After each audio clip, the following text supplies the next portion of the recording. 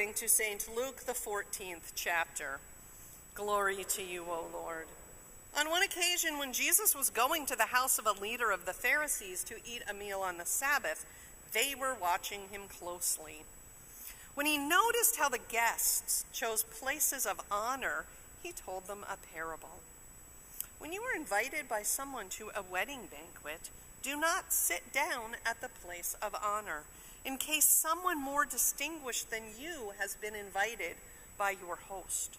And the host who invited both of you may come and say to you, "Give this person your place." And then in disgrace, you would start to take the lowest place. But when you are invited, go and sit down at the lowest place, so that when your host comes, he may say to you, "Friend, move up higher."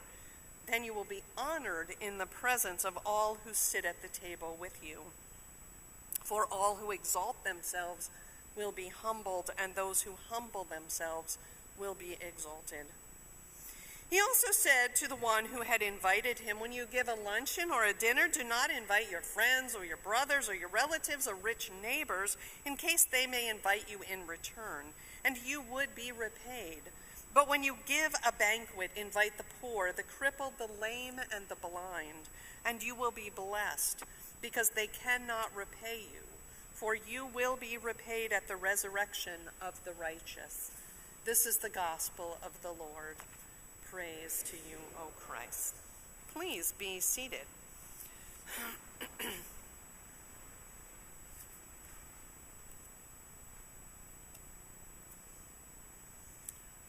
I like to have people over to my house. I like to cook for people.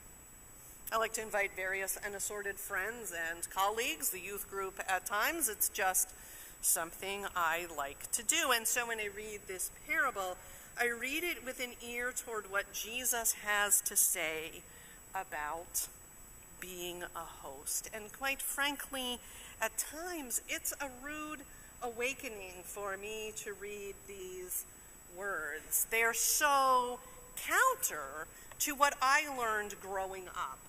I spent many of my formative years, and some of you have heard this before, in a military environment. Those etiquette rules haven't changed much since Jesus' day. At least they hadn't in the 1970s. I have these vivid memories of my mother keeping track of the calendar, fretting because, oh my goodness, the Smiths invited us for dinner on July 4th, and it's been a number of weeks, and I haven't extended the courtesy of a return invitation for them. She would be frantic because she was late in reciprocating. And when one went to those dinners, one showed up well-dressed with one's manners intact, something important when one was a child.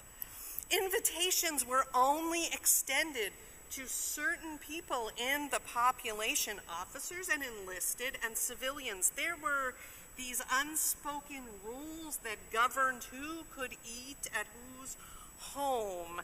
And when one was serving overseas, there was yet another layer about commingling with foreign nationals. It seemed very tricky for my mother to keep everything straight, but somehow she managed. And while as a young girl that made sense to me if I gave it any thought at all, the rules governing who could sit at table and break bread with whom, I began to question on a different level when I began ministry.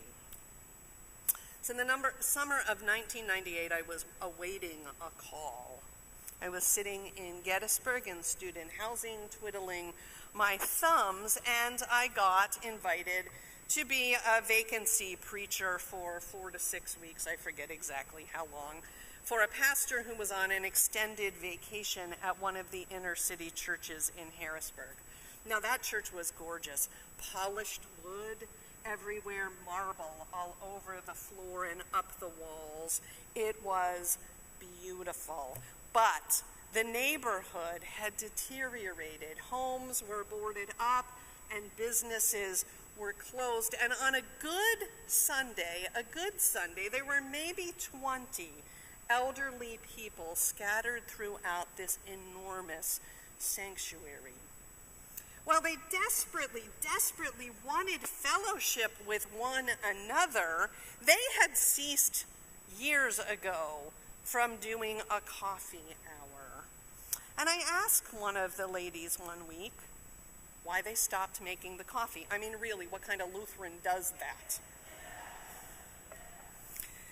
But she replied that too many neighborhood kids were coming in and taking all of the food, and it was costing them a fortune, and they really weren't having the fellowship they desired. And the reality was that these children carried weapons, and these children swore like sailors, and they offended the sensibility of the people in the pews.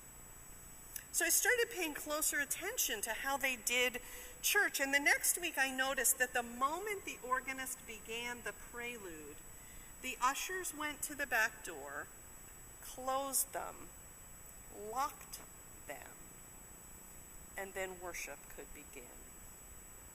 Every Sunday, the sacrament was shared in that church.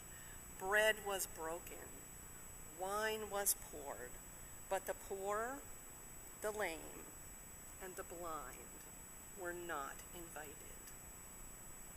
Now, prior to that experience was my internship on the Paiute Reservation, and we often had potluck dinners that involved both the white church in town and the Indian church on the res. And the good Norwegian women from Peace Lutheran Church, they brought their casseroles and their hot dishes overflowing with yumminess, as good Lutherans are wont to do.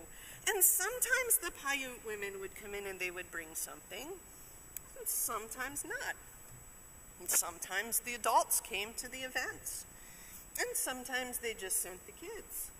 And sometimes they came for the whole thing, and sometimes they stayed to eat, but sometimes a family member would show up with a platter and fill it with food and walk back out the door and take it home. And the ladies from Peace Lutheran Church would about lose their minds. But then our church on the reservation was made up of mostly children. Matt would drive our van around the reservation and pick up the kids before church, and I'd bring cookies because they liked cookies. And the van would pull into the church parking lot, and the children would spill out, and they would run immediately to the playground adjacent to the building. And they'd stay there and they'd play until after worship, when the words of the blessing were coming out of the windows, the back door would fling open, and in they would all come, and they would grab all the cookies, and back out they would all run. And some days I was so happy to be there doing the work of the Lord, and other days I just wanted to bash my head against a wall. But I wonder if Jesus didn't identify more with my little Indian congregation than with me. Jesus was always traveling. He was always on the road. Jesus was always dependent on somebody else for his daily bread. Jesus was always the guest, and in Jesus' day, being a guest almost always meant you were someone of a higher standing, someone to whom then the host would be beholden. One only invited those to dinner who could make them look good or reciprocate even better. And then there's Jesus, and he's always a little grimy. And there's Jesus, who's always angering those in authority. And there's Jesus, who's forever touching the sick and the dead, always rendering himself unclean. And I wonder if Jesus didn't worry about where his next meal was coming from, like the poor or the sick or the marginalized. And I wonder if people didn't respond to him like they responded to my little kids on the reservation, or the way the people of the church in Harrisburg looked at the kids from the neighborhood. It's one of them. always hanging out with the riffraff, never where he's supposed to be. And he shows up just in time for supper and then takes off for the next town down the road. We have choices to make. We can lock our doors and we can keep out the world. And we can let the world in and see what God creates out of all of us who are assembled here. Sometimes those little kids on the reservation would come inside if it was too cold. Or maybe they liked the music some particular Sunday.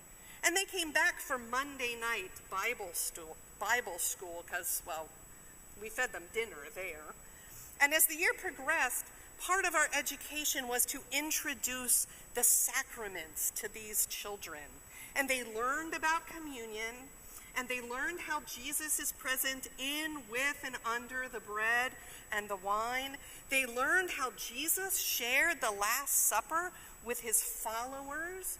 And we learned how Jesus told us, do this whenever you are gathered.